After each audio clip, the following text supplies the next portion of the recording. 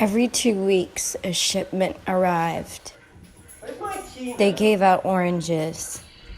They passed around a candle called self-esteem. 1 orange was enough to grow a larger mouth. The more oranges, the less movement in a circle. This was considered attractive in a sex. The peel was regarded with pleasure, as one peeled when no one else was watching. The firm skin was a gift, they decided.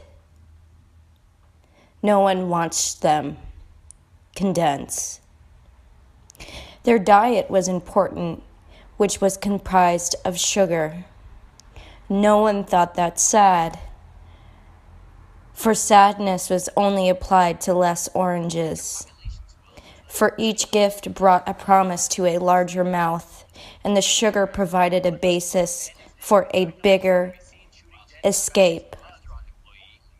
Each person was comparing their mouths. Mostly, they waited around. Mostly, they wanted a bigger escape. All faced their backs to the candle, feeling feelings for everyone else. Each mouth was dry. There was no word for enough.